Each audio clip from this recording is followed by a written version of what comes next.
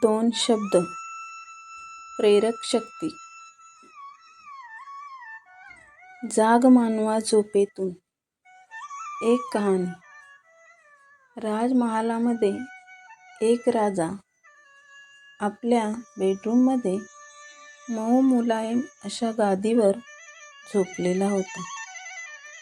थोड्या वेळाने तो खूप आरडाओरडा करू लागला. तो घामाने खूप भिजला. त्याला खूप काही वेदना होतात असे पहारेकऱ्याला लक्षात आले. आपल्या मालकाला एवढा त्रास होतो हे पहारेकरी व इतरांना बघवेना. काय करावं कुणालाही सुचेना.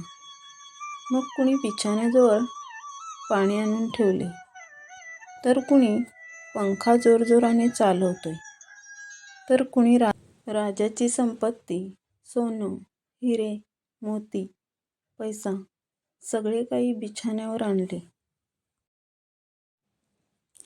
परंतु एवढ्या चांगल्या ठिकाणी झोपून सुद्धा सर्व काही दिले आहे तरी त्यांच्या वेदना कमी झाल्या नाहीत.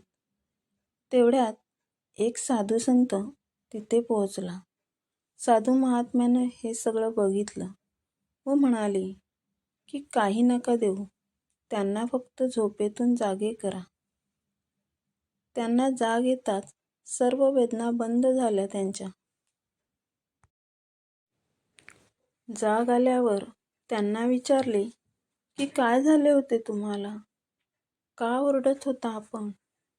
तेव्हा स्वप्न पडलं होतं व कुणी मारहाण करत होते मला, असे त्या झोपेतून जागे होणारे मालकाने सांगितले. तर या कहाणीमधून हेच शिकणं आहे की जी दुःख आम्हाला आमच्या जीवनात दिसतात ती स्वप्नातून जागे होताच नाहीशी होतील.